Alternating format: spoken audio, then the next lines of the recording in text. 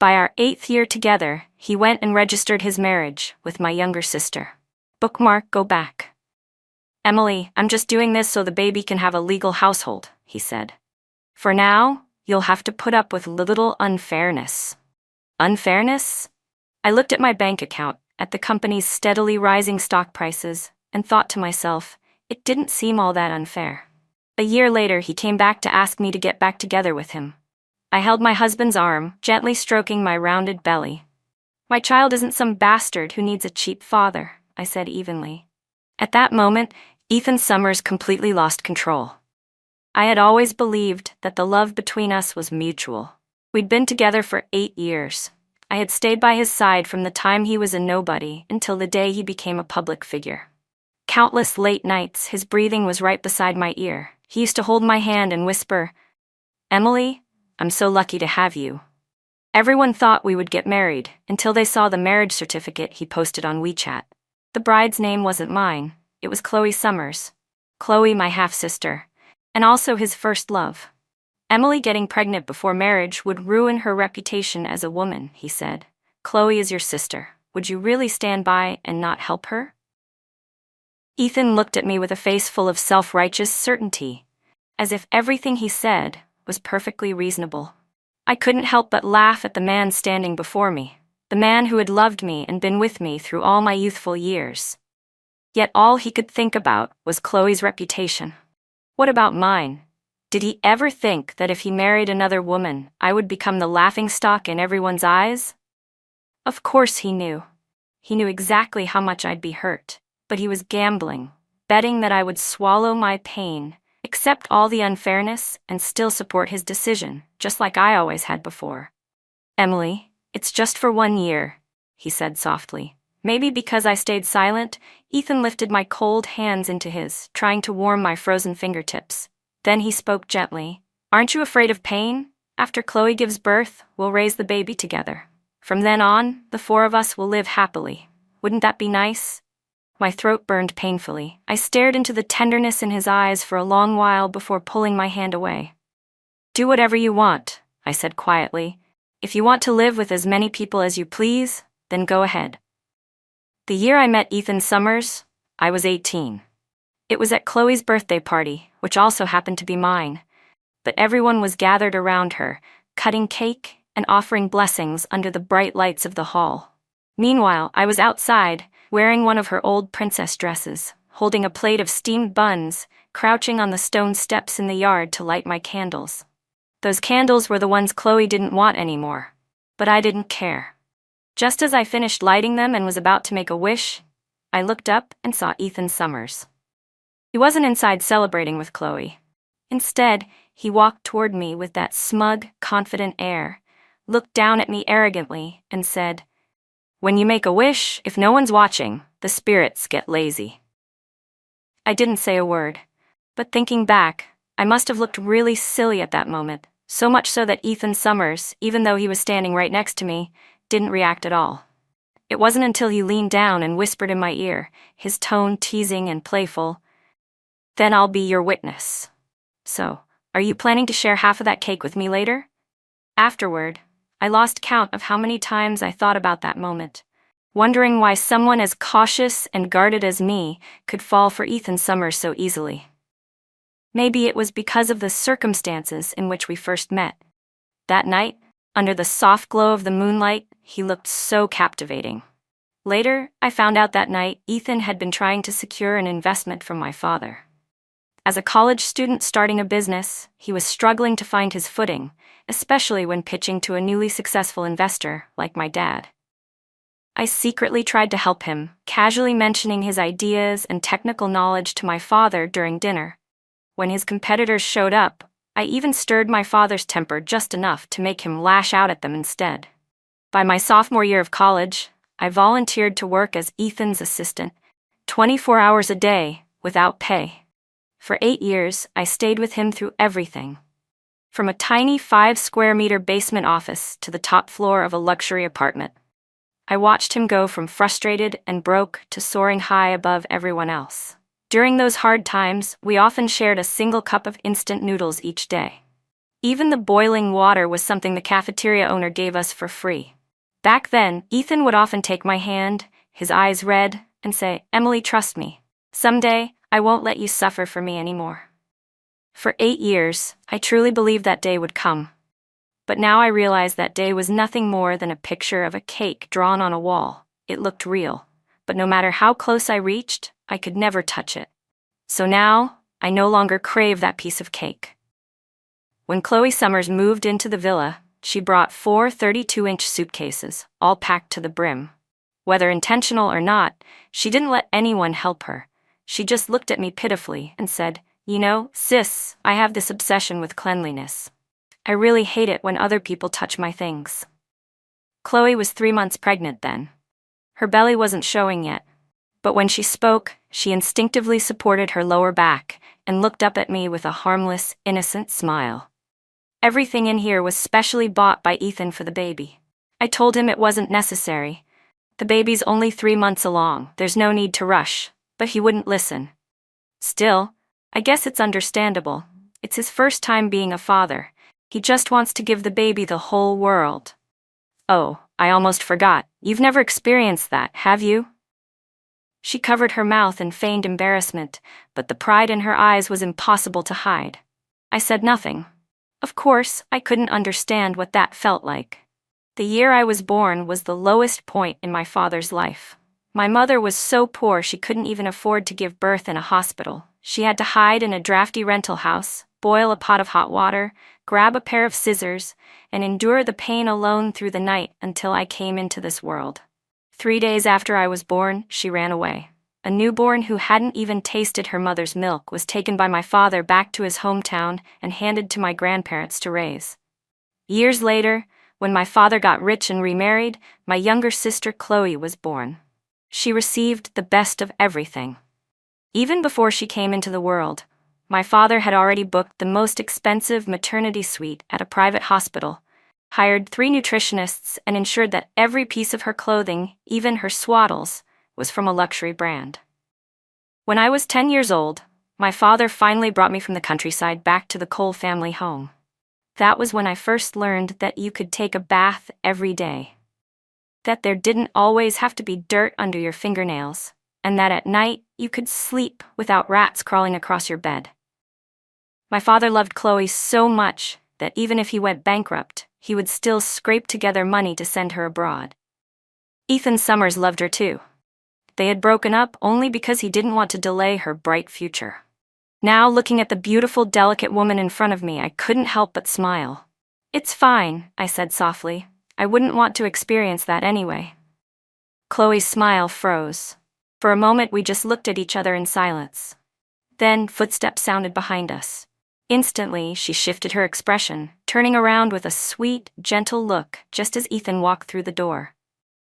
"Ethan, you're home," she said tenderly, her brows softening as she walked over to him and took the bag from his hand, acting like a devoted, graceful wife. They looked perfectly in sync, one handing over, one receiving, so natural, so intimate, that I suddenly felt like the unnecessary one in the room.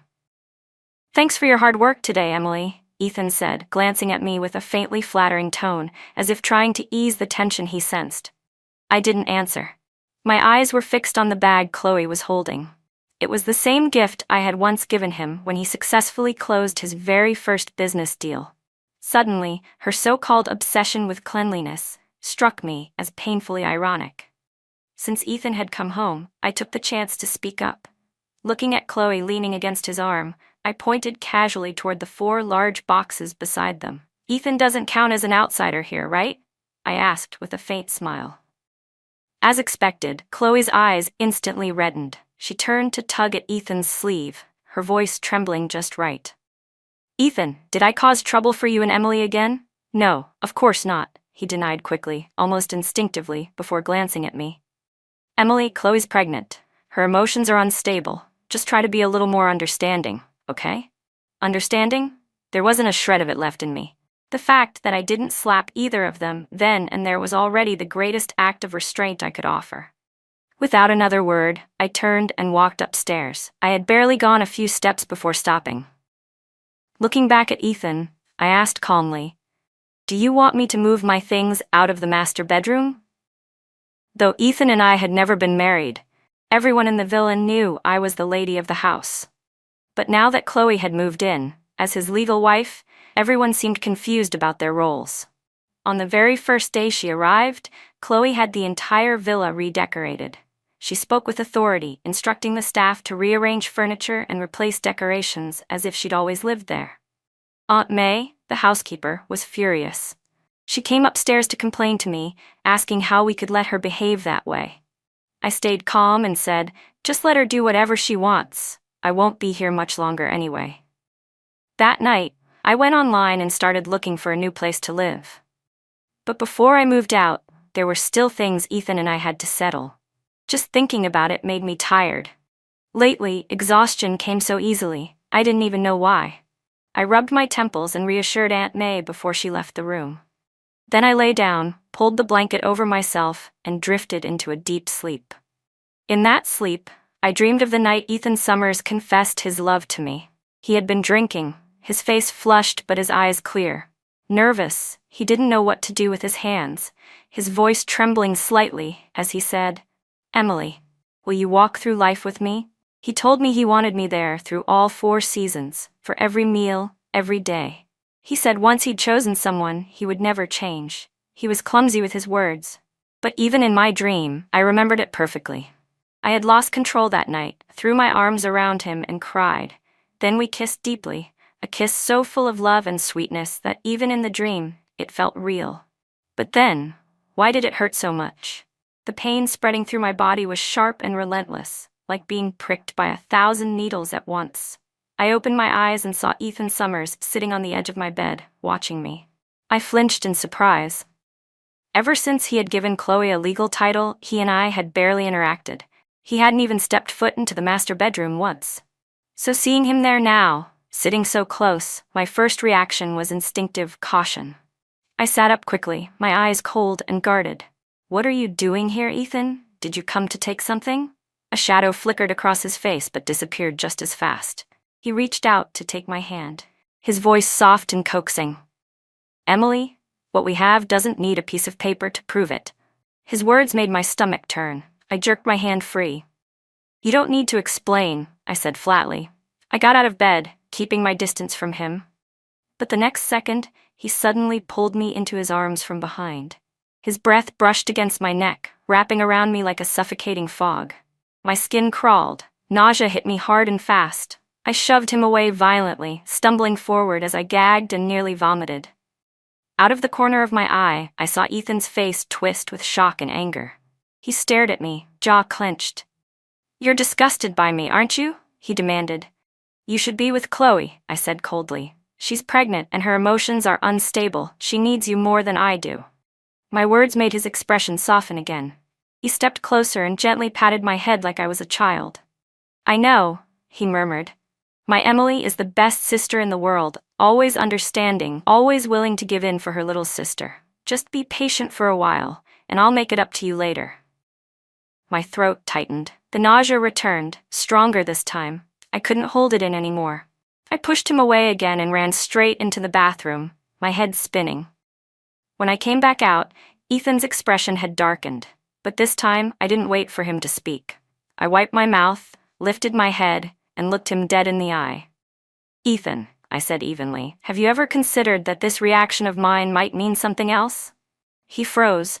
His pupils contracted in panic and his voice trembled. "No, that's impossible." A strange calm washed over me then. Good, I thought. Now that he's panicking, things will go according to plan. I let out a short, humorless laugh, pressing a hand to my thigh as I slowly stood up.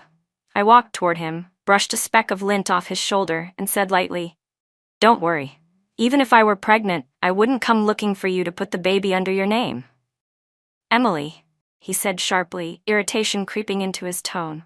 But as soon as he caught the icy look in my eyes, his expression flickered with something complicated. Regret, maybe, or guilt. His gaze dropped to my stomach, and he hesitated before saying, "I know you resent me, but I promise I'll make it up to you."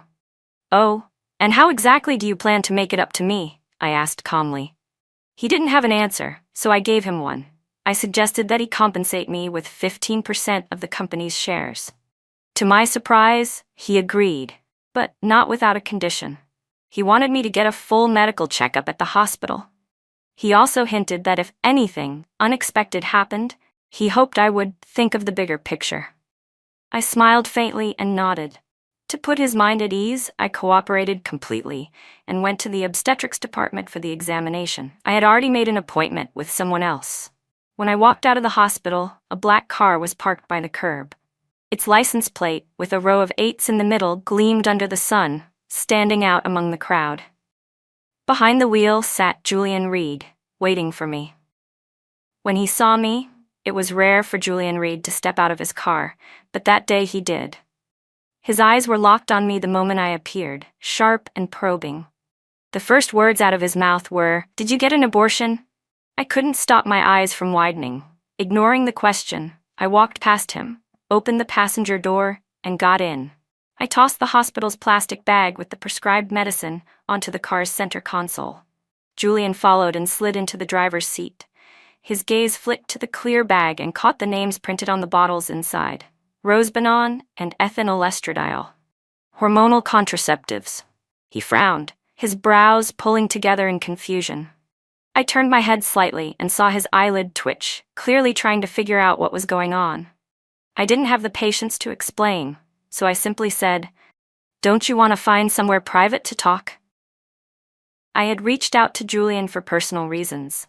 I'd just received 15% of Ethan Summers' company shares, and I knew Julian Reed had been eyeing Ethan's company for years. Since the day Ethan started his business, he'd always had competitors, but none as powerful as Julian. Working with him was strategically my best move. We met later at a quiet cafe. 15% of the shares, I said plainly. Sell them to me, he repeated, tilting his head. Ethan Summers and I run competing companies. Why would I buy into his business? What am I supposed to do? Collect companies for fun? He clearly hadn't expected me to be so straightforward. As he skimmed through the documents I'd handed him, his usual mocking expression was replaced by rare surprise. It only lasted a second before he leaned back in his chair, resting his chin on one hand, his lips curling into a small, curious smile. "As a rival of your company," I said calmly, "I only want to destroy my competitor." I spoke without a hint of hesitation. "I know you've been wanting to acquire Ethan's company," I added. Julian's expression shifted. His eyes narrowed, the glint in them dangerous. But I remained steady, my tone even. "I can help you," I said, "but when it's done, I want a 20% investment stake in return." The silence that followed was heavy enough to hear a pin drop. When he finally spoke, his voice had lost its teasing edge.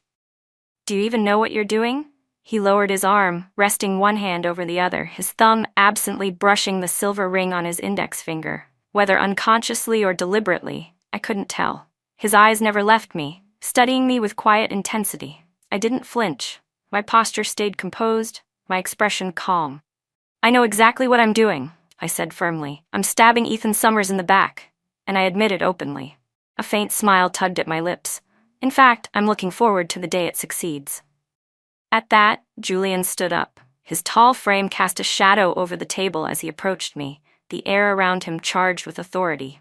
My shoulders stiffened when his hands came down gently but firmly, gripping them. My heartbeat quickened. It had been years since I'd been this close to a man, any man other than Ethan. And Julian Reed, standing this near, carried a completely different kind of presence. His cologne was stronger, deeper, nothing like Ethan's. The scent made my chest tighten, my breath quicken, my thoughts scatter for just a moment. Then I heard his voice, low and deliberate. I looked up, startled, meeting his dark, steady gaze. What shocked me even more was what came next. He agreed. His answer was clear and immediate, his expression calm, unreadable. For a second, I couldn't tell what he was thinking, but it didn't matter. My first step had succeeded. "Don't worry, Mr. Reed," I said with a practiced, composed smile. "I won't let you take a loss on this deal." I reached around him, picked up my cup, and lifted it slightly toward him in a silent toast before taking a sip. Then, as smoothly as possible, I added, "Now we can move on to the next step." I tilted my chin toward the empty seat across from us, hinting that we should sit back down. But Julian Reed didn't move. He stayed exactly where he was, his tall figure still leaning over me, close enough to blur the line of personal space. He even leaned down closer intentionally. My face grew hot, and for a moment, staring up at Julian Reed's unwavering posture, I felt a strange mix of fluster and helplessness. Julian was undeniably attractive. His features were sharp and bright, the kind that made it obvious he'd never known hardship. His brows were strong, his eyes intense, a confidence and authority that contrasted completely with Ethan Summers' quiet, inward charm. Julian's beauty wasn't gentle. It was commanding, magnetic, and almost impossible to resist. I instinctively took a step back, my eyes fixed on the man in front of me. Just when my composure was about to shatter, a cool breeze slipped between us. The shadow looming over me disappeared as he straightened. "All right," he said casually, "but I want you to promise me one thing." As he spoke, Julian returned to his seat opposite me. He didn't even glance at me again, just signed the document with a few swift strokes, pressed it down with 2 fingers, and slid it across the table. His eyes burned with intensity as he looked up. "When this is over," he said slowly, "I want you to become my personal assistant." I froze. I never considered myself exceptional. In fact, I was fully aware that people would soon label me as a traitor, someone who stabbed her own in the back. I was already bracing myself for the day I'd be blacklisted. And yet, Julian Reed of all people was asking me to be his assistant? I didn't understand him at all. When I returned to the villa, my mind was a tangled mess. But the moment I stepped inside, I stopped dead in my tracks. My belongings, every last piece, had been thrown out into the yard, scattered everywhere. My pupils constricted, and I stood frozen for several seconds. Then one of the maids, seeing me, rushed over in panic. "Miss Emily, Mr. and Mrs. Cole just arrived," she said breathlessly. "They ordered us to move your things out. We couldn't stop them." Her face was full of guilt and worry. When I didn't respond, she grew even more flustered. I stared quietly at the mess before me. In truth, when I left the Cole family years ago, I didn't take much with me. Later, when Ethan and I moved from that cramped 5-square-meter rental room to this 100-square-meter villa, I had gradually started collecting a few things of my own. Small pieces of a life I built myself, like the shattered wind chime lying on the ground. It was the first thing I ever bought with money from my part-time job. Or the dirty teddy bear tossed to the side. That was the one Ethan Summers had won for me on our very first date. And those broken glass bottles scattered everywhere. Those were the jars we collected together during our trips. Little mementos from places we'd been. They were pieces of my memories. The life I'd built after leaving the Coles. And now, they were nothing but trash on the ground. My fists clenched tightly. My chest rose and fell violently, my vision tinting red. The world buzzed in my ears, even the maid's anxious voice faded into static. That was when Chloe came out, her hand resting on her small baby bump. She looked at me standing before the wreckage with that same smugness she could never quite hide. Then, pretending to be worried, she walked toward me. "Sister, are you okay?" she asked sweetly. "Dad and Mom said it's inconvenient for you to stay here now, so they helped move your things out and arranged another place for you." Slap. My left hand flew before I even realized it. The sharp crack echoed through the yard. In that instant, the weight pressing on my chest for days finally shattered. I felt free, clean, almost relieved. Still, I was generous enough to use my other hand to catch Chloe's arm, stopping her from falling. Everyone around us went silent, stunned. Even Chloe herself stared at me, wide-eyed, unable to react. From the very beginning of this story, I had always gone with the flow. Even when she moved into the villa, I hadn't resisted. I had stayed quiet, calm, unbothered, like still water. But now, the calm, stagnant water inside me finally broke into waves. I was no longer still. I had stirred up the entire surface. "Aunt May, please clean up everything on the ground," I said, ignoring Chloe's shocked, disbelieving stare as I gave the order. While I was speaking to Aunt May, the Coles, my father and stepmother, finally heard the commotion and came out of the house. They looked from me to Chloe, confusion flickering in their eyes. Then Chloe began to cry. "Dad, Mom," she hit me. She sobbed. Of course she tattled. I wasn't surprised. The moment my father and stepmother saw her crying, they rushed to her side in a panic, shielding her protectively as if I were some intruder, and glared at me with outrage. I, however, felt completely calm. You want me gone, I said evenly, but did you even bother to check whose name is on the deed to this house? You threw out the owner's belongings without permission. So, Chloe, are you going to apologize, or should I call the police? You decide. Before anyone could speak, I'd already seized control of the situation. Chloe's sobs cut off abruptly. My father and stepmother's faces drained of color. This chaos quickly reached Ethan Summers. When he came home to the villa, Chloe immediately began crying again. Ethan, she whimpered, she tried to kick me out. Ethan's expression darkened. He looked at me, disappointment clouding his eyes. The first thing he said was, Emily, I thought you were more understanding than this. Understanding? I repeated, a bitter laugh tugging at the corner of my mouth. That's the funniest thing I've ever heard. Even now, he still saw me as something he owned, something expected to obey without question. I shrugged, gesturing toward the wreckage scattered across the yard. If being understanding means letting your wife live comfortably in my house, then sure, show me how. Ethan blinked, momentarily stunned. He seemed to forget that while he'd paid for this place, it was my name printed clearly on the deed. Back then, he'd told me he wanted to give me a sense of absolute security, to make up for the childhood I spent living off others, always feeling like I didn't belong. When I first held those property papers in my hands, I had been deeply moved. It wasn't about the villa itself, it was about him. About Ethan, who once gave me all his attention, whose eyes back then were clear, gentle, and full of sincerity.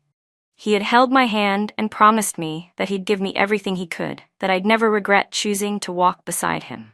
The Ethan Summers of 25 truly loved me, and I loved him just as much. But now, looking at the man standing before me, still handsome, now tempered by years of maturity, I knew there was no going back. Not ever. Emily, he said softly, I know you're upset because Chloe moved your things without telling you. I'll make it up to you, I promise. For now, you can stay at a hotel until everything calms down. He glanced at the mess in the yard, then back at my cold face. Realizing his words had only made things worse, he stepped forward, reaching out to take my hand in reassurance. I pulled away before he could touch me and walked straight upstairs. In my study, I opened the safe and took out the house deed. Then I went back down to where Chloe stood, still being shielded by my father and stepmother. Opening the document, I said clearly, This is my house. You're the one who needs to leave. Chloe, who had always been protected and pampered, clearly wasn't used to anyone confronting her like this. Seeing the document in my hand, she turned pale, her eyes instantly filling with tears. Then she clutched her belly and began crying out pitifully. Emily, she's your sister, my father snapped, his voice heavy with reproach. Do you really have to make such a scene? And just like that, his sympathy, like always, wasn't for me. It was for her. Emily, Chloe's pregnant, my father began, his tone suddenly turning weary. For the sake of the years you lived under this roof, can't you let this go? Your stepmother always treated you well, didn't she? Just give your sister a little leeway. Pregnant women shouldn't be put under stress. My stepmother's face softened into practiced gentleness. Emily, she said, sighing, can't you stop making things difficult? Ethan Summers was starting to lose patience, but I stayed calm. Holding the house deed in one hand, I pointed at Chloe. If you don't want to be thrown out, I said coldly, then apologize to me. Chloe's face went pale, she bit her lip, her eyes full of resentment. But I didn't care. When she still hesitated, I turned toward the security intercom, ready to call the guards to escort them out. Before I could, her voice broke through the silence. Fine. I'm sorry, okay? It's my fault, I should have known my place. Her apology was laced with grievance, so thick it nearly dripped. Even my father and Ethan looked at me with disappointment. My father glared and hissed, Heartless girl, how could you treat your own sister this way? I smiled faintly, my voice cold. If it hurts you so much to see your little daughter suffer, then take her back to live with you. That shut him up. A few years ago, my father went bankrupt. His 500-square-meter villa had been auctioned off, and now he and my stepmother lived cramped together in a one-bedroom apartment on the outskirts of the city. There was no place left for Chloe in his world anymore. At that moment, Aunt May had already begun gathering my scattered belongings, instructing the other staff to carry everything back inside. No, I said quickly, stopping her. Leave it. I don't want any of it. Aunt May froze, glancing around helplessly. Miss Emily, some of these things are your treasures. You never even let us touch them when we cleaned. I shook my head, cutting her off. It's fine, the old must go before the new can come. But Ethan's expression darkened further. I could tell my words had hit him somewhere deep, but what did that matter to me anymore? A moment later, his phone rang. After a short conversation, he left in a rush. Chloe, worn out from her earlier dramatics, stayed quiet for the rest of the evening, but peace lasted only one night. Just before dawn, the villa's lights suddenly blazed on. Aunt May ran upstairs and banged on my door, breathless. Miss Emily. She's having terrible stomach pains. Without hesitation, I grabbed my phone and dialed emergency services. Within minutes, an ambulance arrived and took Chloe to the hospital. I didn't go with her. I simply sent a brief message to Ethan to inform him. He didn't come home for the next few days. I wasn't surprised. Meanwhile, Aunt May kept muttering under her breath, furious on my behalf. That girl's like a cuckoo taking over another's nest, she said. What kind of sister steals her own sister's fiancé? In the old days, she would have been scolded until she drowned in spit. I gave a quiet, humorless laugh. But now, online, everyone says their love is stronger than stone. And I wasn't exaggerating. The very next day after Chloe was admitted to the hospital, the news exploded across social media. Wife of rising tech CEO Ethan Summers confirmed pregnant. Genius entrepreneur Ethan Summers and his beloved wife love stronger than ever. The most handsome CEO and the most beautiful expectant mother, perfect couple of the year. The headlines were blinding. Clicking through, the articles were full of glowing text and sweet photos, painting a vivid picture of Ethan and Chloe's so-called pure, destined love story. They wrote that when they were young, he was her childhood sweetheart. That when tragedy struck, when her family's company went bankrupt, still, according to the article, in order to be worthy of the woman he loved, Ethan Summers had worked tirelessly, building his own company from nothing, until he finally succeeded and brought his beloved home as his bride. A perfect happy ending, wasn't it? Truly applause-worthy. The photos matched the narrative beautifully. Ethan sitting beside Chloe's hospital bed, carefully peeling an orange for her. His gaze was gentle, full of tenderness. Her smile, soft and serene. Just one glance at those pictures and anyone's imagination could run wild. I closed the tablet expressionlessly, exiting the news page. Right then, a WeChat notification popped up. The message read, "If you're angry right now, stay that way. Anger keeps people sharp." It was from Julian Reed. His words, as usual, carried that same infuriating smugness, followed by a ridiculous smirking emoji. I didn't find it funny in the slightest. My fingers moved over the keyboard. And what does a sharp person usually do next? I typed back. He must have been thinking, because the typing indicator stayed on for a long while. Then, a short reply appeared. "Play him." My eyebrows lifted. My fingertips hovered midair for a moment. Then slowly, the corner of my lips curved up. Within just a few days, Ethan and Chloe had ridden the wave of online fame. Their love story was trending across every platform, drawing endless blessings and envy. Even the company's orders had skyrocketed. But it didn't last long. Soon, everything flipped. It all started with a leaked audio recording from inside the company. "So much for love stronger than stone," a man's voice said. The real girlfriend of CEO Ethan Summers was his secretary, Emily Cole. She's been with him since the very beginning of his startup. And what did he do? He got rich and traded her in for someone else. "She worked by his side for 8 years, another voice added. "That villa everyone keeps praising? It's under her name. We all thought they were about to get married. We never dared to talk about it publicly, but deep down, we all felt bad for her. She's a good woman." Several more voices chimed in, echoing the same story. The recording spread online like wildfire, sparking heated debate. Some people insisted they were fake, while others said rumors like that didn't just appear out of nowhere. A few even started attacking me, claiming I was no innocent victim. And in a sense, they weren't entirely wrong. Yes, I had been with Ethan Summers since the very start of his company. But what people didn't understand was that our relationship had always been complicated, blurred between business and love. When someone leaked that the secretary Emily in question was me, and that I was still living in Ethan's villa, public outrage exploded. It wasn't illegal, of course, but in the ruthless world of public opinion, morality scandals could destroy a company faster than any lawsuit, especially in the internet age, where even the smallest ripple could become a tidal wave. And Ethan, burdened by guilt, came looking for me before things reached their peak. "Emily," he said, gripping my hand tightly, his expression earnest. "The company is our shared effort. I know you won't just stand by and watch it all go to waste."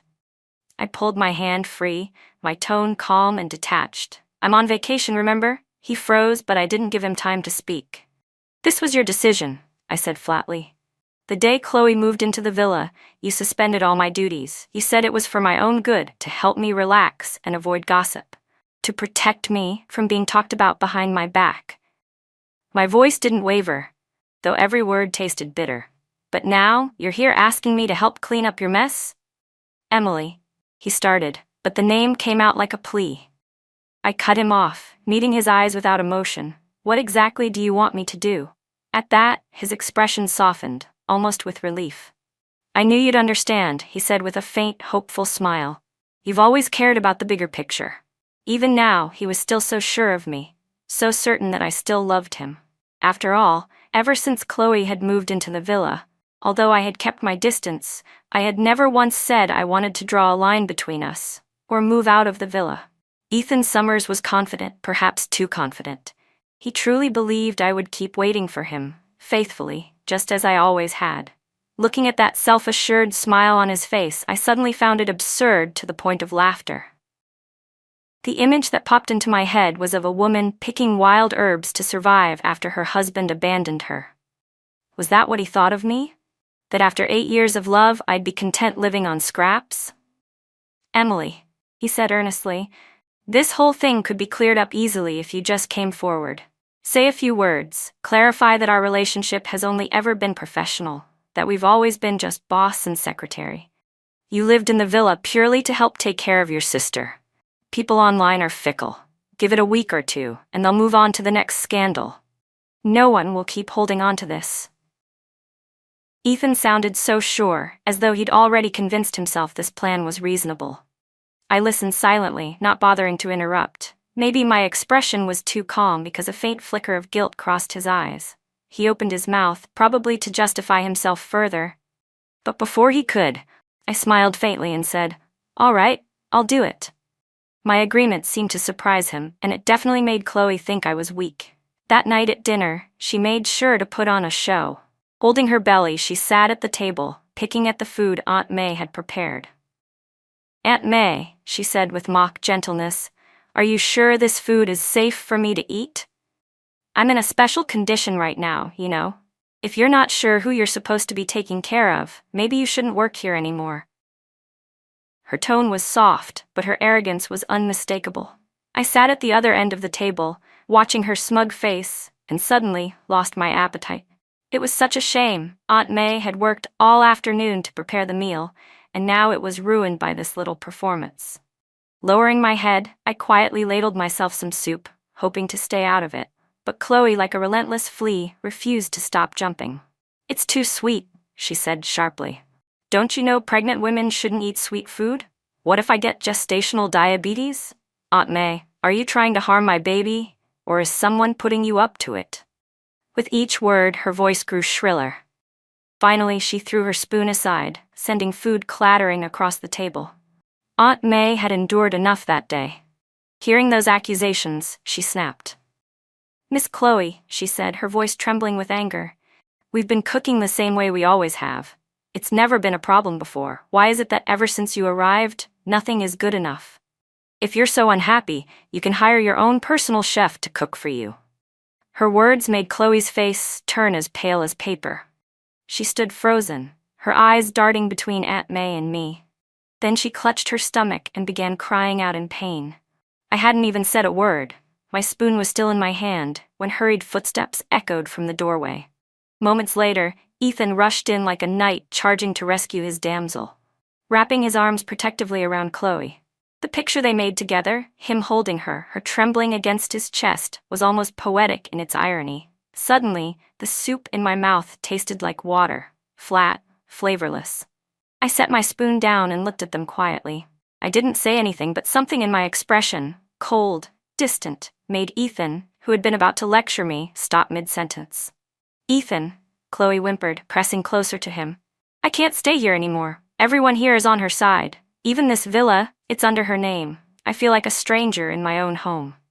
Her words made Aunt May's face twist with frustration. "Miss Chloe," she blurted out, "you may be a guest, but none of us have ever treated you poorly." "Enough, Aunt May." Ethan's voice was sharp, cutting through the air like a whip. The old woman froze, shocked. Then he turned back to me, his eyes full of conflict, guilt, confusion, maybe even pity. And I couldn't help it. I laughed. Quietly, bitterly, because what else was there left to do? Ethan Summers looked like he wanted to say or do something, but hesitation flickered across his face. Was he struggling with his conscience? Or did he simply think that by showing a bit of inner conflict, he might look like less of a bastard? I watched him calmly as he slowly released Chloe, his hand lingering on her shoulder before letting go, like someone trying to prove to himself that he was doing the right thing. Then he turned and walked toward me. Without a word, I took a stack of documents from my bag and placed them on the table in front of me. His eyes flicked down to the papers, and from the way his expression softened, I already knew what he wanted. "Emily," he began carefully. "After giving it a lot of thought, I think it's best if you move out for now. We can transfer the villa under my name, and later, we'll figure out what to do next." He said it as if it were a discussion, but everything was already arranged. The documents were complete, just waiting for my signature. I lowered my gaze to the black and white print, then looked up again, meeting his gentle, affectionate eyes. He'd even thoughtfully placed a pen on top of the papers for me. Nodding slightly, I smiled at him. His face relaxed, relief washing over him, until I pushed the folder back across the table. "If we're transferring the property?"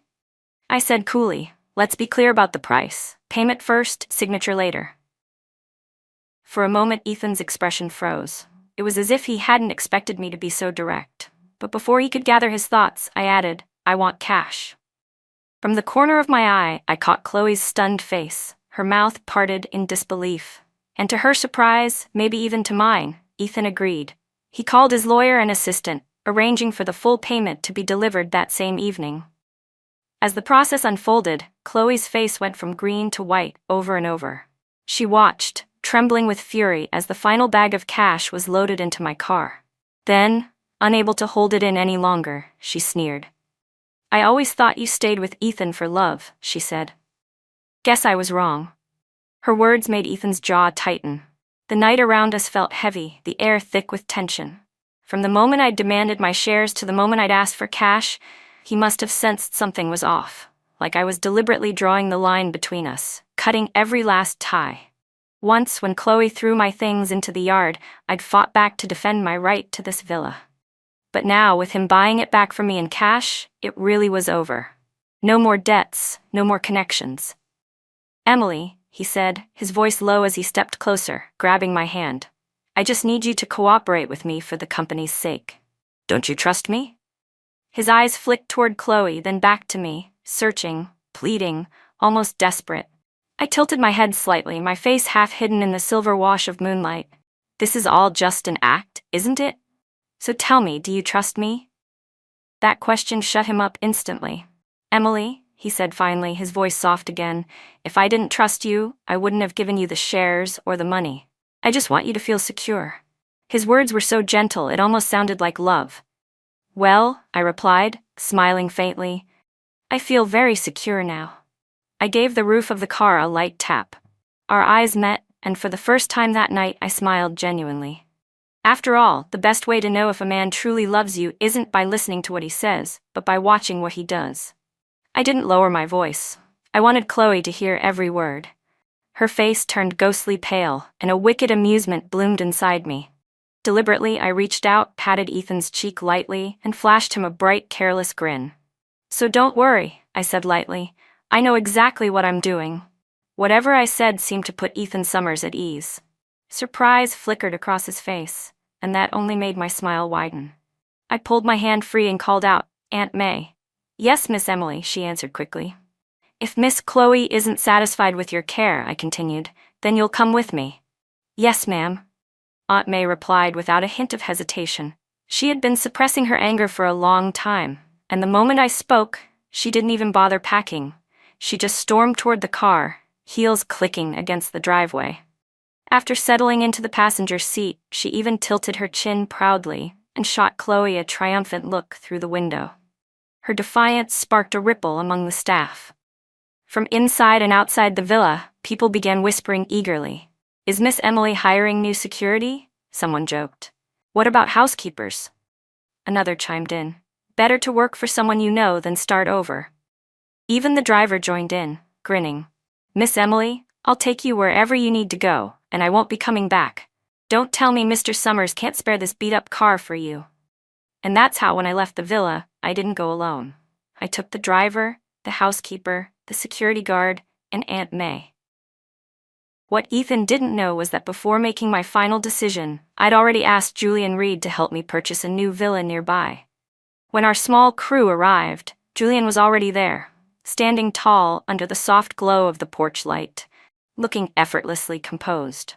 Aunt May leaned closer and whispered, half teasing, Miss Emily, you've got quite the taste in men. I didn't know whether to laugh or sigh. After giving a few quick instructions for the servants to carry my luggage inside, I walked over to Julian, arching an eyebrow. Mr. Reed, your timing's impressive, I teased. He smiled lazily, hands in his pockets, that usual air of nonchalance surrounding him.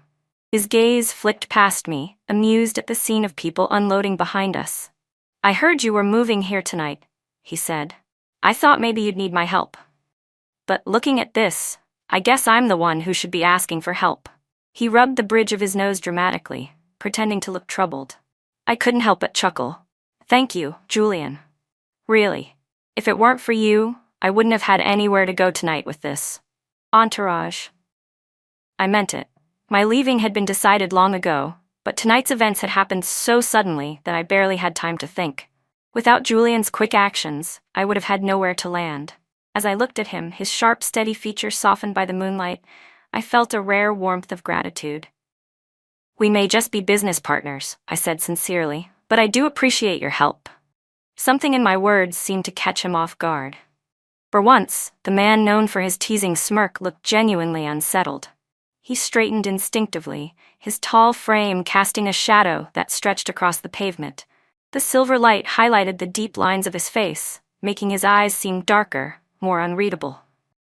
There's no need to thank me, he said, his low voice rougher than usual. That tone, it was calm, but it made my throat dry and my cheeks burn. I looked away, forcing a polite smile. It's getting late. Once everything settles, I'll invite you over properly for a housewarming dinner. The words came out smooth, distant, intentionally formal. Julian wasn't a fool. He knew I was politely sending him off.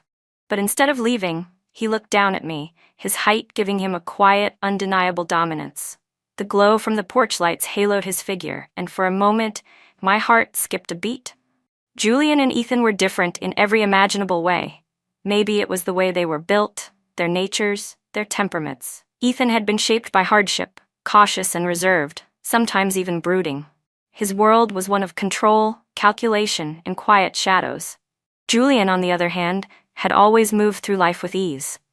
Success had come naturally to him, and it showed, in the confidence of his stance, in the unguarded directness of his eyes, in the brightness that seemed to follow him wherever he went. I was no longer the naive girl I once was. I could sense what he was thinking.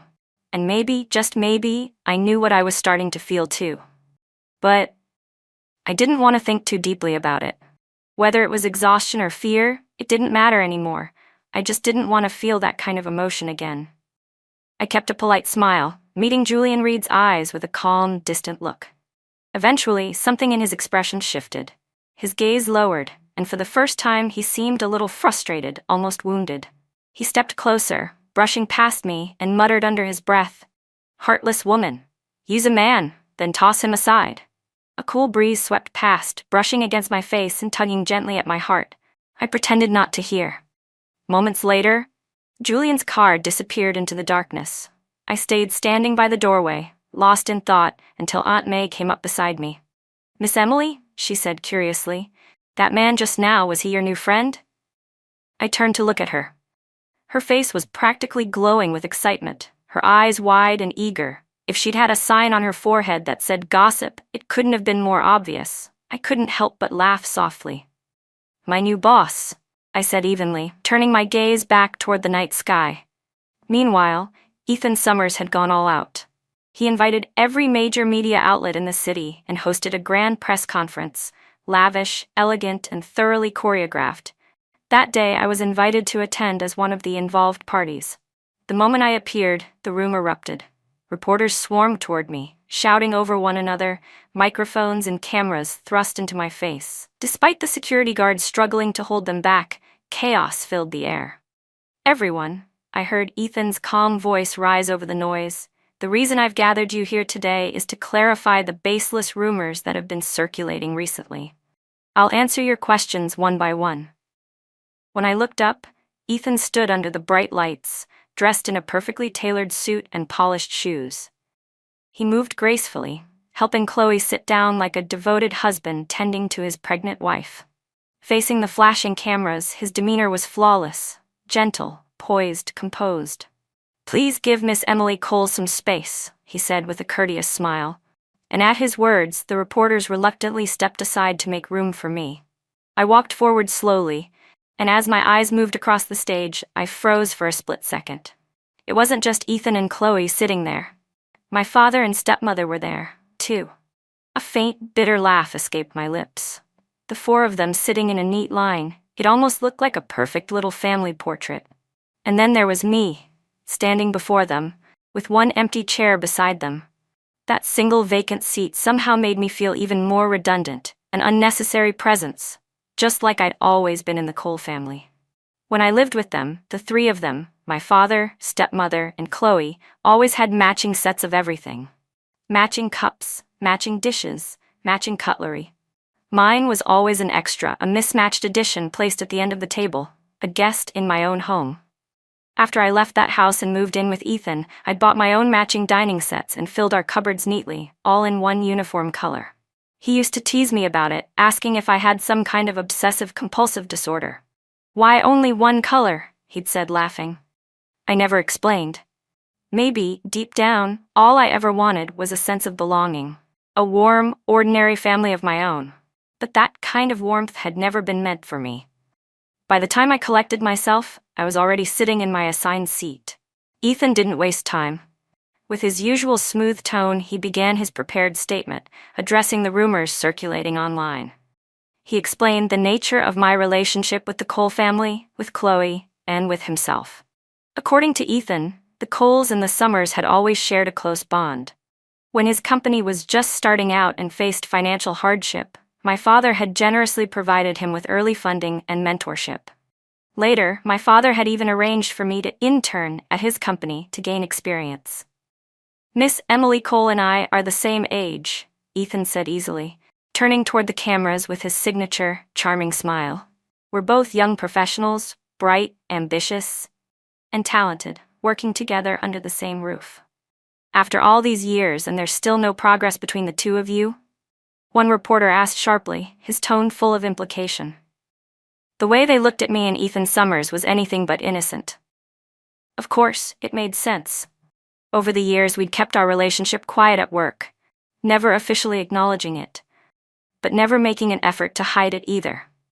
"Mr. Summers," another reporter pressed, "everyone in your company says that your secretary, Miss Cole, is your wife. They say she's been by your side since the very beginning of your career. Are you saying your relationship has only ever been professional?" Someone else chimed in. "Compared to Miss Cole, who's been working closely with you day and night for years, your wife, her younger sister, was overseas all that time. And now she's suddenly back, and the two of you got married almost instantly. Isn't that a little suspicious?" Each question hit harder than the last. I could see the color draining from Ethan's face. His expression grew darker, more strained, and his eyes flickered toward me repeatedly, as if begging me to step in and save him. I narrowed my eyes slightly. I understood exactly what he wanted, But there was nothing he could do to control this situation now. After all, for years I had been the one standing next to him at press conferences, managing the chaos, keeping his image spotless. So this time I decided to speak. I cleared my throat and said slowly, "Everyone, regarding my relationship with Mr. Summers, I'd like to take this opportunity to clarify a few things." The room fell silent. I could feel the weight of every camera, every gaze fixed on me. "Of course," I continued, "my relationship with him isn't just one between a boss and his secretary." The collective gasp that followed was loud and immediate. I didn't need to look to know that Ethan's glare was burning into me, but I didn't care. I stood up calmly, facing the sea of flashing lights and curious eyes. My voice was steady as I said the next words. "Mr. Summers is also my brother-in-law." The air shifted instantly. Murmurs spread like wildfire, rippling through the crowd. No one had expected that answer. After a few stunned seconds, a reporter shouted, "But isn't that obvious? Mr. Summers is married to Miss Chloe Cole." At that, the whispers turned into an uproar. "Sure, she's the sister-in-law now," someone said from the crowd. "But what about before the marriage?" "They've been together for years," another voice chimed in. "You're telling me there was nothing between them?" "I bet Mr. Summers took both sisters for himself," a man sneered. "The older one runs the company, and the younger one runs the household. Talk about efficient management." The laughter that followed was ugly and cruel. I watched as Ethan's jaw clenched tighter with each word. If it hadn't been a public event, I knew he would have stormed over and accused me of wasting everyone's time with nonsense. But in front of the cameras, he could only swallow his anger. Taking a deep breath, he forced a strained smile and said, "I want to make one thing clear. I deeply appreciate all the years of hard work and dedication that Miss Cole has given to the company. I've always valued her professionalism and commitment. But now we are one family, and as a family, we support one another. As for these baseless rumors," he added with polished composure, "I hope everyone here will remain rational and not jump to conclusions." He said it with such confidence, such moral superiority, that I almost wanted to laugh. Instead, I smiled faintly and kept my silence, though the taste in my mouth was bitter. That's when my father stood up. After briefly calming the crowd, he spoke in a low, measured tone. "I've always trusted in Ethan's character," he said. "That's why I had no hesitation letting my eldest daughter work by his side to learn from him. As for emotional matters, all I can say is that Ethan has always been loyal and devoted. He and Chloe grew up together as childhood sweethearts. Even after being apart for several years, their bond remained unshakable." I gripped the fabric of my dress tightly, the sound of my father's voice pounding in my ears. Hearing his calm, affectionate defense, I didn't know whether to laugh or cry. So my father could be a loving, protective parent, just not to me. All his care, all his loyalty, was reserved for Chloe. My throat tightened painfully as I listened to the duet between Ethan and my father, one speaking, the other backing him up perfectly, each word cutting deeper than the last. And then, at that exact moment, from the crowd beneath the stage came a sharp, mocking laugh. "Devoted and consistent, huh? Then how do you explain these photos?" the reporter sneered. "Mr. Summers and his secretary, always side by side, always together. And according to her college professors and classmates, Emily Cole wasn't just his secretary. She was his girlfriend." The man held up a stack of glossy photographs and began passing them to the reporters on either side. As they spread through the room, faces shifted one by one, shock, disbelief, and then disgust. Every camera turned toward Ethan Summers, and for the first time he looked rattled. A female reporter slammed one of the photos down on the table in front of him. "Just by looking at these," she said sharply, "are you still claiming that your relationship with Miss Cole was purely professional?" I didn't need to see the photo to know which one it was. The night I'd helped Ethan home after a business banquet, he'd been too drunk to walk, and I'd supported his weight as we left.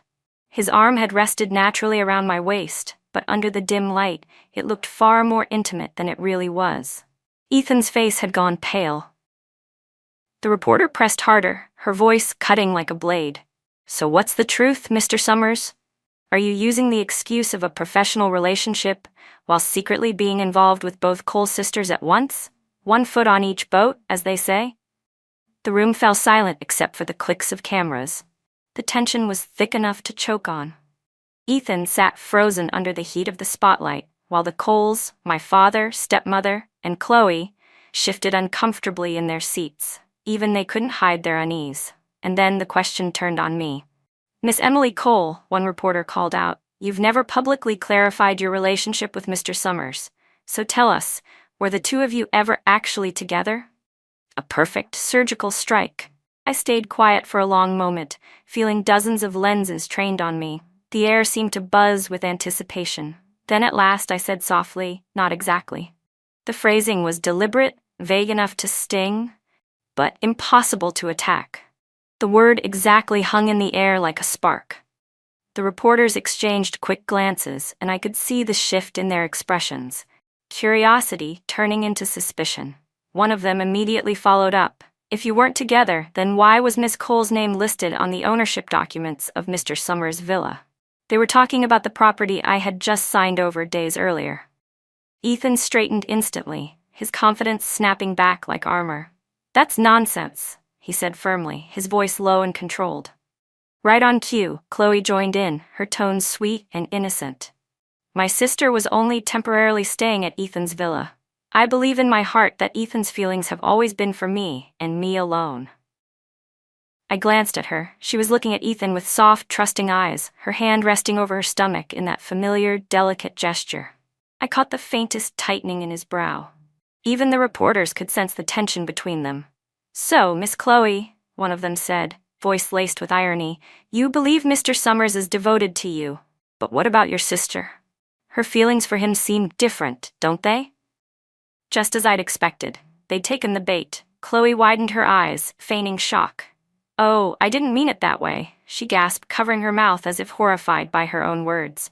Then she turned to me, eyes glistening. "Emily, I didn't mean to imply anything, I swear." Her performance was perfect, delicate, trembling, pitiful. I looked at her coldly. Perhaps it was that very indifference that made her falter, her expression tightening ever so slightly. Her eyes reddened, filling with tears that glimmered under the lights. "But Emily," she whispered, voice breaking, "if you don't clarify things right now, people will keep misunderstanding Ethan." I had to admit it. This was something I could never do. I couldn't cry on cue, couldn't put on the act of a fragile woman about to break, the kind that made men instinctively want to protect her. Her pitiful demeanor only made the crowd more sympathetic to her. Reporters began glancing between us, uncertainty clouding their faces. But not all of them were convinced. The same female journalist who'd confronted Ethan earlier gave a short, cold laugh. "That's a touching story, Miss Chloe," she said, "but unfortunately, your words don't match the facts." She pulled out another folder of documents. "According to our sources, Mr. Summers' legal team recently finalized the transfer of the villa's ownership, which would actually make you, Miss Chloe, the temporary resident, not your sister." The room stirred again. "And another thing," the reporter continued, relentless, "you're only 3 months pregnant. You registered your marriage just a month ago. It's pretty obvious what happened here, isn't it? You used that pregnancy to secure your position." Her voice rose over the murmurs in the room. "Because from the very beginning, since the day Mr. Summers founded his company, Miss Cole has always been by Mr. Summers' side," the reporter continued sharply. "And yet, Miss Chloe only returned to the country earlier this year, and not long after that, she became his legal wife." The words hit their mark. Chloe's face flushed an angry crimson, her expression twisting between humiliation and fury. I couldn't help it. A small, ironic smile tugged at my lips. These reporters were brutal, but effective. If the situation weren't so absurd, I might have applauded. They were practically doing my job for me. With them around, I didn't even need to lift a finger today. But as the murmurs and judgmental whispers around the room grew louder, Chloe finally seemed to crack. She clutched her chest, her breathing uneven, her face pale beneath the harsh lights. Then, as if steeling herself, she pulled something out of her purse, a thin, worn notebook. "This," she announced tremulously, "is my sister's diary." In it, she confessed that she had fallen in love with Ethan since she was 18 years old. It was an unrequited love that lasted for years. For a split second, I froze. My gaze fell on the diary in her hands, and my stomach dropped. The notebook looked cheap and worn. The tulip printed on its cover had faded almost completely. But I recognized it instantly. It was mine. March 22nd, sunny. I just learned his name today, Ethan Summers. I barely know anything about him, except that every time he comes to see Dad, it's about work. But if I could help him somehow, maybe he'd remember me more clearly. April 8th, rainy. I helped Ethan fend off a competitor today, and Dad scolded me for it. But maybe next time when he visits, I'll have a chance to talk to him more. May 21st, sunny. Ethan brought me a gift, a bottle of Air of Switzerland. It's so strange and sweet, even better than the diamond necklace he gave my sister. Chloe's voice rang clear through the microphone as she read my most private thoughts aloud, every line slicing open a wound I thought had long scarred over. My body went numb, my mind buzzed with a dull roar like I was underwater.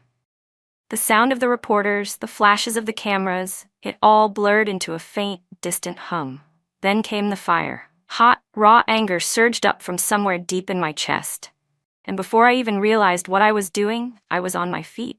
In an instant, I stormed across the stage, snatched the diary from Chloe's hands, and struck her across the face with all the force my trembling hand could muster.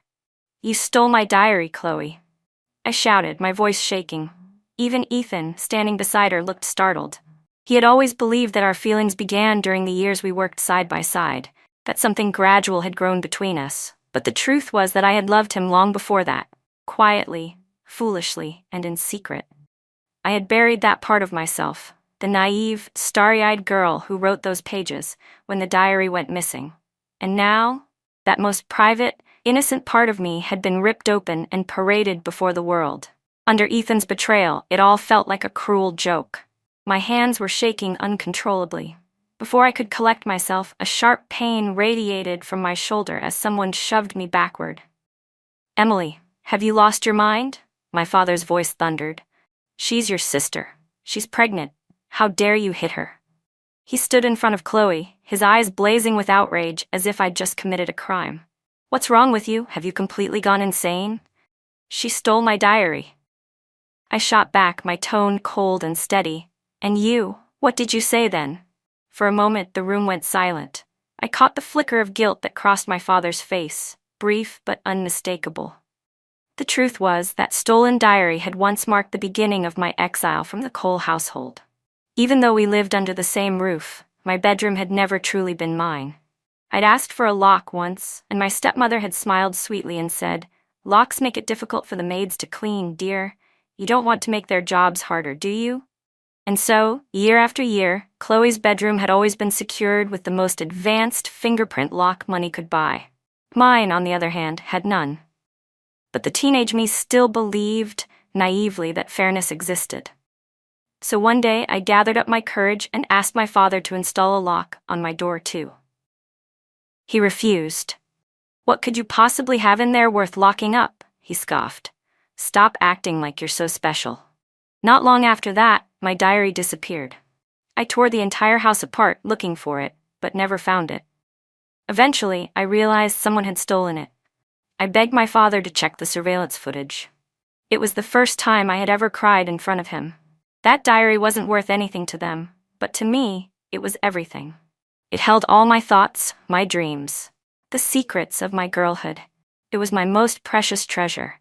But no matter how much I cried or pleaded, he just stood there, arms crossed, his expression full of irritation. When I finally told him that I believed someone in the house had taken it, he slapped me across the face and snapped, "Who are you calling a thief? You're the only one in this house who looks like one. Maybe you stole something yourself, and now you're pretending to be the victim." That night, with my cheek burning and swollen, I packed a few books and some clothes, and walked out of the Cole residence without looking back. He had known the truth all along.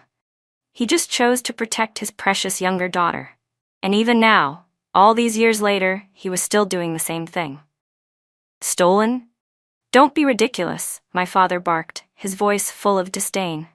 "If you hadn't left it lying around, Chloe wouldn't have found it. I haven't even scolded you yet. A girl who spends her days chasing after men instead of studying, you're a disgrace." He jabbed a finger toward me, his face red with anger. My stepmother seized the moment to pile on. "Emily, your sister knew how much you liked Ethan. she said, her tone full of false sympathy. That's why she went abroad for years, to give you a chance. But love can't be forced, dear. You've been by Ethan's side for so long, yet his heart has always belonged to someone else. What can you do? The moment those words left her mouth, every camera in the room swiveled toward Ethan Summers. Under the glare of the spotlights, his expression darkened, tight, unreadable. A reporter immediately jumped in. Mr. Summers, is it true that Miss Cole has been pursuing you all these years? That her feelings have always been one-sided? Dozens of microphones thrust toward him. He glanced at me. In that brief moment, I saw it. The flicker of guilt, the struggle, the shame he tried so hard to hide. It was rare to see guilt on his face. Perhaps it was the words from my diary, raw and sincere, that had struck him.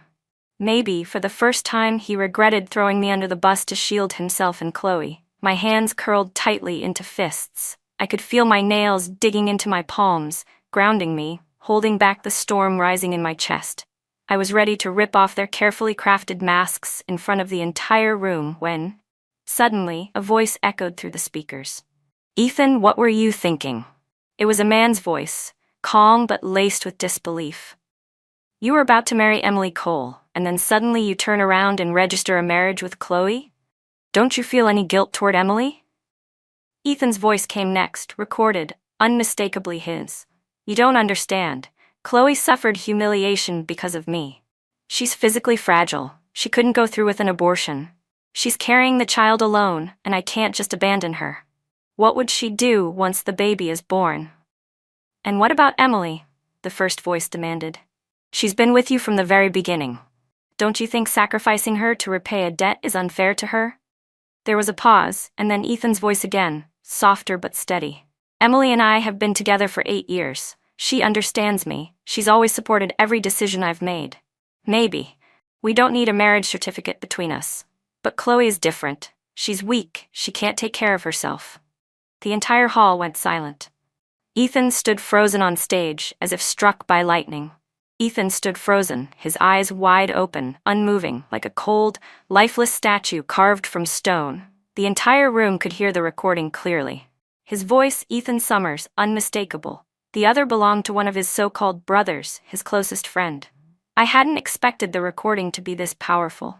It did far more damage than any words I could have said. Ethan was completely rigid, pale, trembling, exposed. This is fake. Chloe shouted suddenly, her voice shrill with panic. It's been fabricated, completely made up. Where did you even get this recording, Emily? Did you edit it together yourself? Are you really trying to destroy Ethan like this? She was the first to lose control. Her expression twisted as she lunged at me, wild-eyed like an animal cornered. But before she could reach me, I stepped aside swiftly. And just then, the giant LED screen behind the stage lit up, bright, blinding. A Bluetooth connection flickered on, followed by a video that began playing automatically. It was filmed inside a luxury hotel conference room, the same one rented for this press event. The massive LCD screen filled the wall, and the moment the video began, the entire hall was flooded with gasps. Baby, a sugary voice cooed from the speakers. I came back to the country this time just to give you a son. You'd better not treat me badly, okay? The camera showed Chloe, wearing nothing but a silky white nightgown, perched on the lap of a balding, middle-aged man with a greasy face. Without hesitation, her delicate lips pressed against his sweaty cheek, then slid lower in a way that made several reporters audibly gasp. Don't worry, sweetheart, the man panted. Once I transfer everything from that she-devil's account, I'll come back for you. You'll just have to put up with things for now. That woman's sharp as hell, but don't worry. I've already got a backup plan. Once the time's right, I'll make sure we're officially married. Our child will be born legitimate. The recording cut off abruptly after that. The silence that followed was absolute, and then shattered. It was frankly entertaining, even more dramatic than the soap operas people binge online. For a moment, even I was speechless, staring at Chloe in disbelief. She had stolen my fiancé, destroyed my reputation, humiliated me publicly, and yet now knowing the truth, I found myself almost pitying Ethan. His face had gone ghostly white. His eyes shifted slowly from the video to Chloe, horror and rage colliding inside him. The veins at his temples bulged, his chest heaved, his lips moved, but no sound came out. My father's face was ashen, while my stepmother's expression was a twisted mess of panic and guilt. She stumbled toward the screen, throwing her arms wide to block it. "Don't look, no one's allowed to film this. Stop recording," she shrieked, but it was too late. The press had already lost control. Cameras flashed wildly, voices rose, and the room descended into total chaos. And yet somehow, miraculously, Chloe didn't miscarry, despite her violent outburst. The next morning, the entire internet exploded.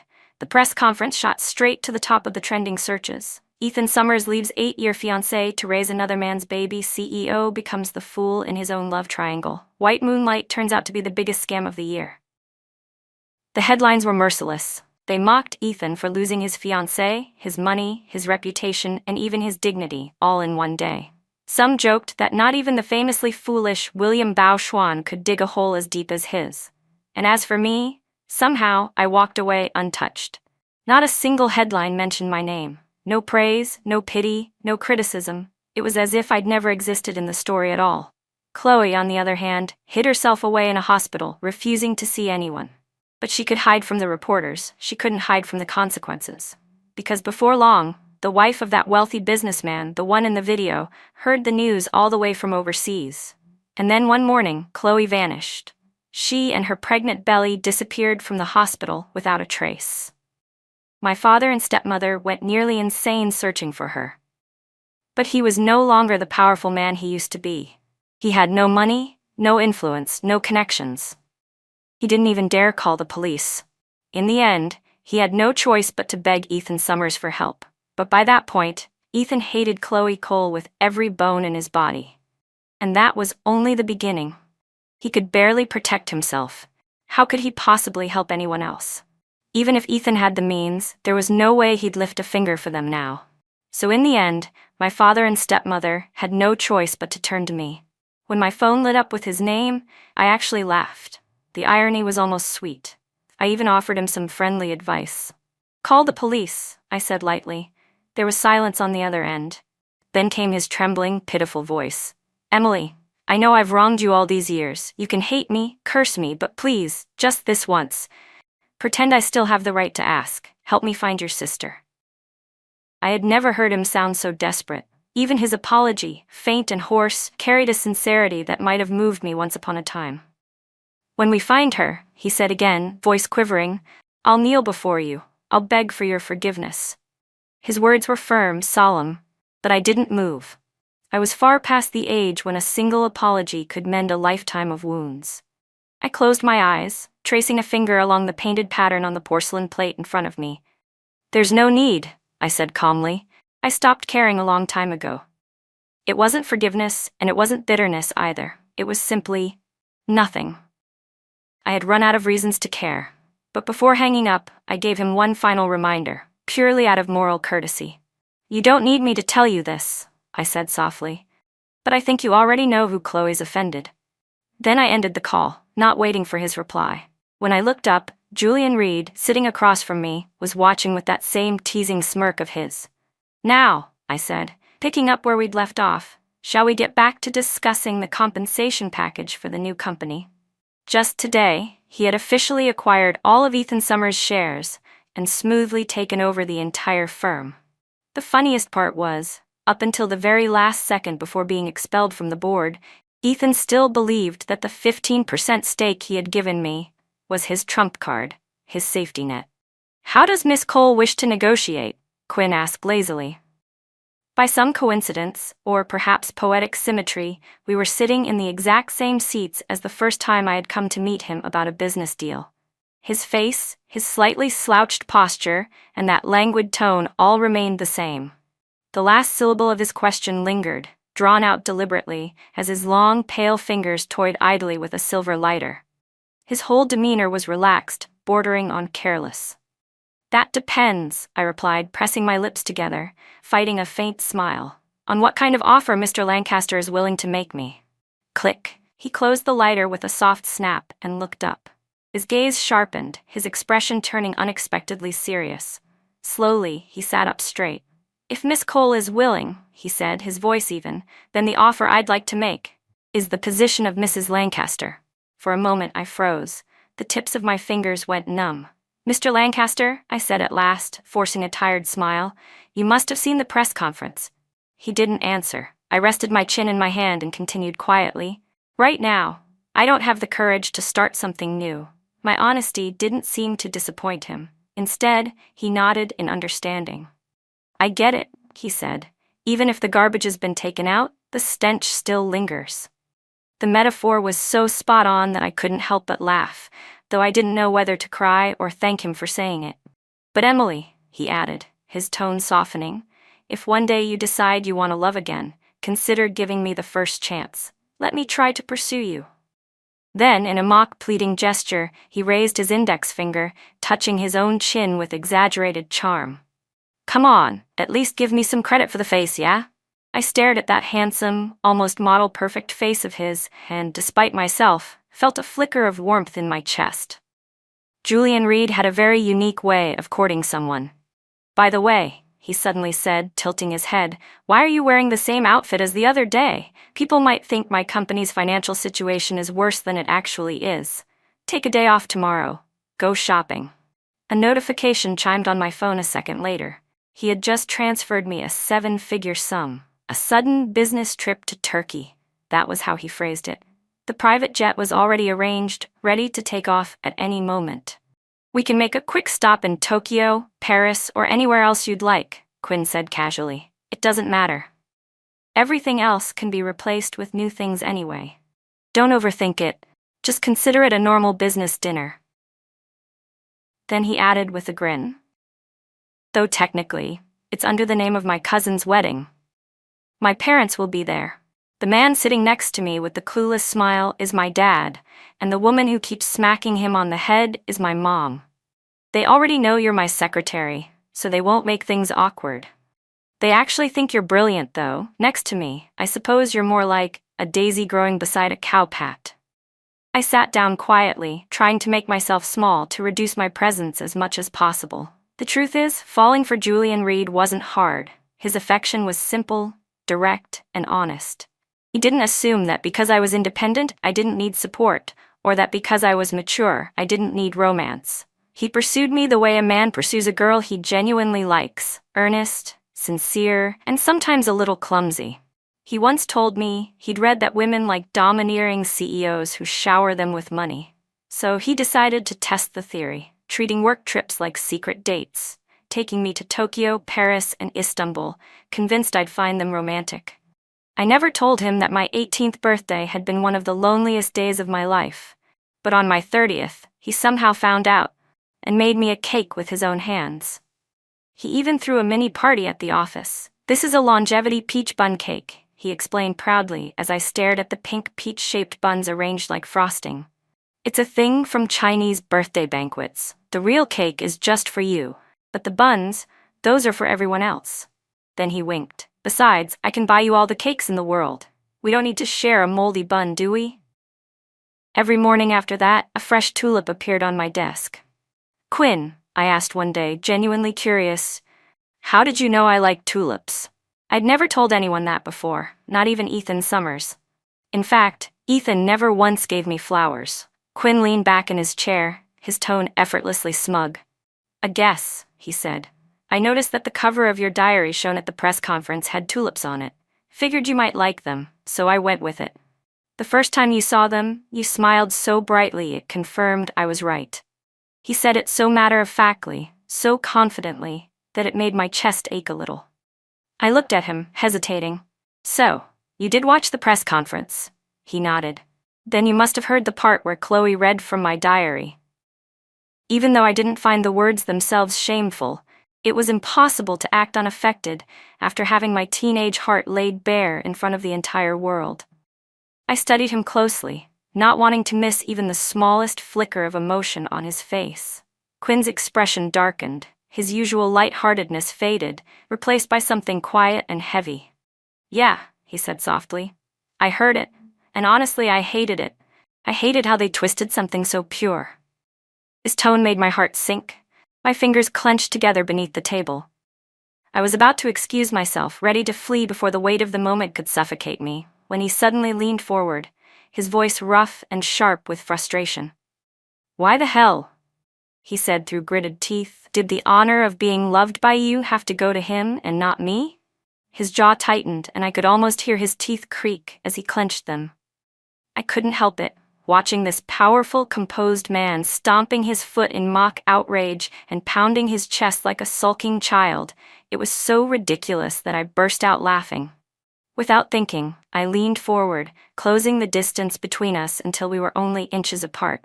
And right then, I saw it clearly. Julian Reed's face flushing a deep, unmistakable red. That expression of his, flustered, cornered, and blushing, was, honestly, a little cute. The amusement in my eyes deepened. I leaned closer, bracing one hand against the wall behind Quinn, letting my body hover just inches from his. My voice was calm, almost teasing. "If you never got to experience the sweetness of being secretly loved," I said softly, "then tell me, would you dare to accept the sweetness of being truly loved?" He froze, and for a moment the air between us seemed to hum.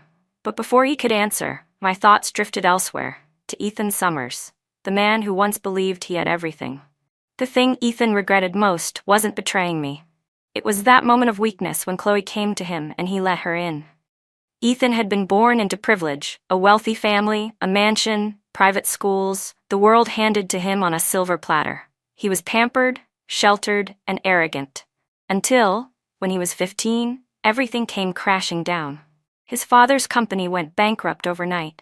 The man couldn't handle the disgrace and hanged himself in the study. Ethan and his mother were evicted from their estate and forced to rent a damp 40-square-meter basement apartment. To support them, his mother, once a refined socialite, took on menial jobs, working herself to exhaustion. Within a year, she fell ill and passed away. The most tragic part? The treatment had cost only 20,000 yuan, barely $3,000. Such a small sum, and he hadn't been able to pay it. That became the defining wound of his life.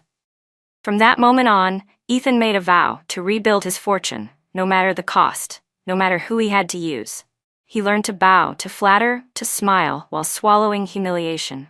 In college, he heard that a newly wealthy businessman was looking to invest in promising startups. Determined to seize the chance, Ethan used every connection he had to get close. Eventually, he discovered that the man's youngest daughter was celebrating her birthday.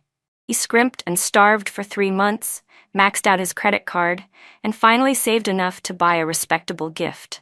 He showed up at the party, dressed neatly, trying his best to fit in. Under the bright chandeliers, surrounded by glittering laughter and champagne flutes, he saw the Cole family's youngest princess, Chloe, glowing in her expensive dress, surrounded by admirers. For a fleeting second, he felt like a stranger in a world he once belonged to. He watched as the gift he'd prepared with such care was tossed aside, landing forgotten in a pile of more extravagant presents. And when the cake was served, he realized he wasn't even close enough to be offered a single bite, so he left early, defeated and bitter. Outside, under the dim lights, he saw a girl crouched by the stone steps, palms pressed together in front of a small plate of steamed buns with a candle stuck in one. She was quietly making a wish. For some inexplicable reason, he felt an odd connection to her, as if they shared the same loneliness, the same quiet ache. Something drew him closer. He walked up and made a teasing comment, half out of habit, half out of curiosity. Later, he learned her name, Emily Cole, the eldest daughter of the Cole family. She wasn't unloved exactly, just invisible, a presence too ordinary to notice. While her sister Chloe shone like the sun, Emily lingered quietly in the shadows. Chloe was bright, proud, dazzling, just like the old Ethan before his world collapsed. Emily, on the other hand, was soft-spoken, grounded, humble, like the person he'd become after everything was stripped away. So Ethan understood Emily. He even cherished her. But deep down, he longed for Chloe, the version of himself that had been lost. Even after he graduated, even when he was already with me, that desire festered. Back then, he had gathered his courage to speak to my father, asking for permission to court Chloe. He thought my father supported his business because he saw potential in him. But instead, my father laughed in his face. "You, a poor boy like you dreaming of marrying my daughter?" he sneered. "You're a toad wanting to eat swan meat. be realistic. You might suit my older daughter, but my youngest, she's a gem. You're not even qualified to touch her shadow." That single sentence branded Ethan for life. Even years later, when he was by my side, when I gave him my loyalty, my trust, my youth, he never forgot those words. They haunted him. He knew I was good to him. He knew we had struggled through everything together. But that wound, that humiliation, had taken root too deep. And maybe that's why, even when he had me, his heart kept chasing after a ghost. During one of his overseas business trips, everything began to unravel. The day Ethan Summers was about to secure a major project for his company, he had already made up his mind. He had bought a diamond ring and planned to propose to me, Emily Cole, as soon as he returned to the country. But fate had other plans. He hadn't expected to run into Chloe again. Even though the Cole family had gone bankrupt, Chloe still radiated her usual brilliance, elegant, untarnished, dazzling as ever. Seeing her again felt like reuniting with a long-lost dream, a piece of the world he once belonged to. They talked. Ethan could tell that she was still well cared for, still pure and untainted by hardship. And yet what happened next was something neither of them had anticipated. To help him close that crucial business deal, Chloe ended up being kidnapped and assaulted. Afterward, she told him she didn't mind, urging him to return home and focus on work. But the guilt gnawed at him. Later, Chloe came back to the country, sought him out, and tearfully confessed that she was pregnant. She said her condition was delicate, that she couldn't terminate the pregnancy, and begged him to give her child a name, a place, a father. Otherwise, she said, she couldn't go on living. Ethan watched her cry until she could barely breathe. His heart softened. He knew that by doing this, he would be betraying me completely. Still, he took the diamond ring he'd bought for me and slid it onto her finger instead. The next day, he went with her to register their marriage. The wedding announcement on WeChat? That was Chloe's request.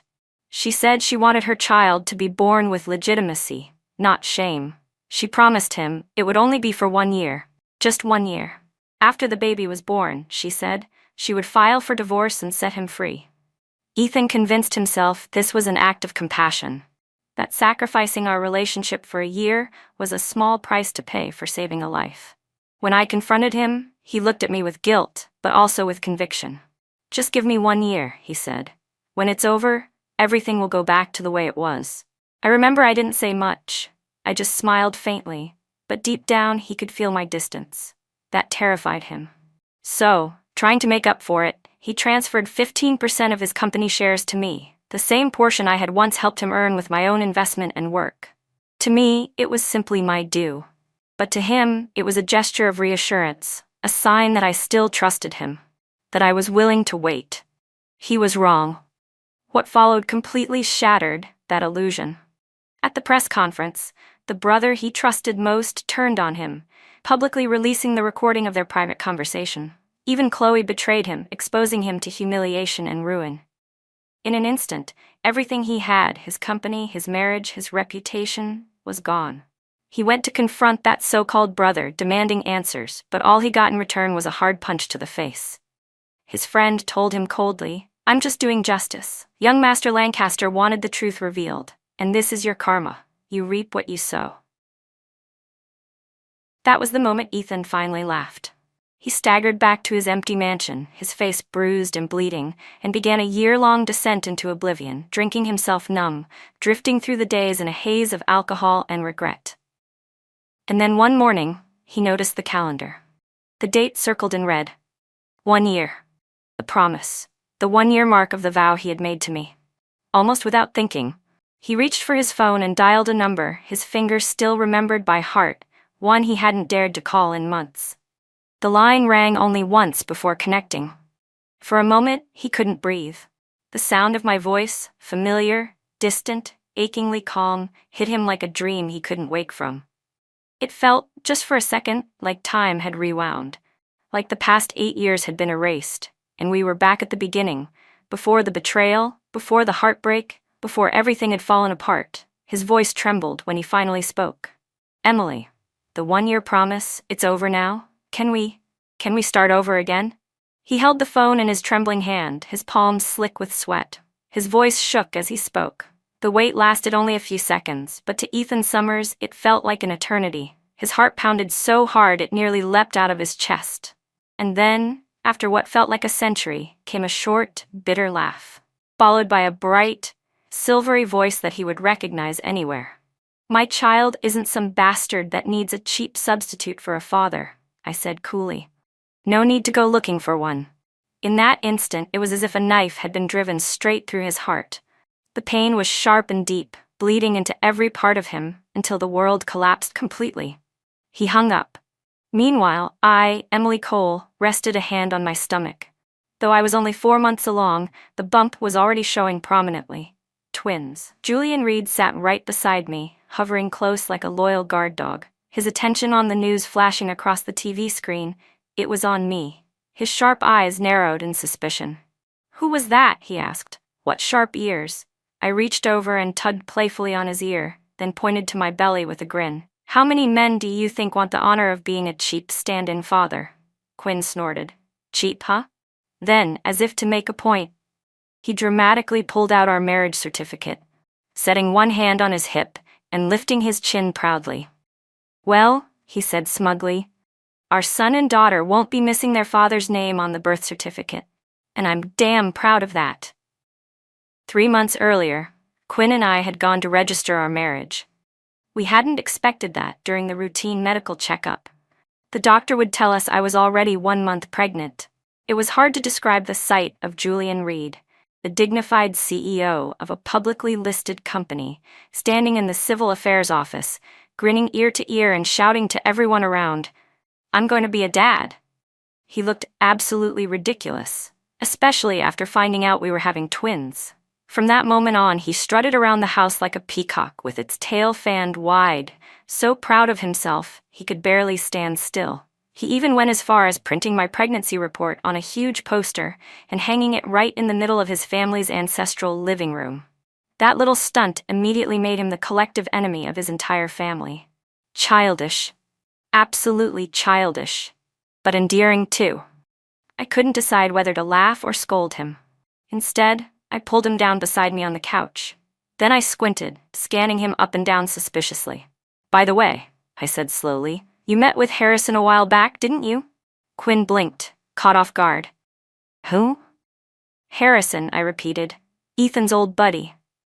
His expression stiffened, and his eyes darted around a little too fast. I raised an eyebrow and brushed my fingers against his chin, smiling sweetly. "Don't tell me you don't know who I mean. He told me that about a year ago, someone came to him asking for a favor. Helping someone out, you might say." Quinn straightened up, answering with mock seriousness. "Helping others is a virtue." "Is it?" I said, tilting my head.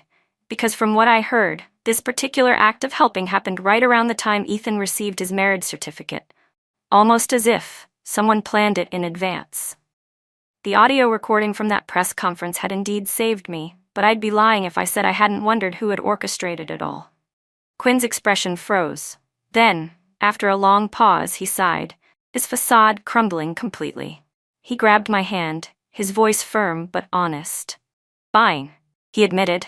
"The moment I heard he'd gone to register that marriage, I was so damn happy I couldn't sleep all night. The first time I saw you standing behind that bastard at the auction, looking so fragile, I remember thinking, how could someone like him deserve an angel like you?"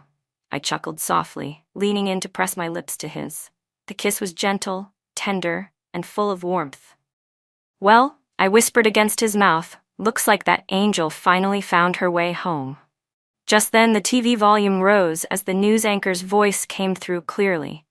After continuous investigation and cooperation between international and local authorities, the reporter announced, a major human trafficking network in Myanmar has been successfully dismantled. Dozens of women have been rescued and returned home safely. Among the victims was a woman surnamed Cole, who sustained the most serious injuries. She has just managed to contact her family. Do you think silence at the end hurts more than an honest goodbye? Love and Lies story.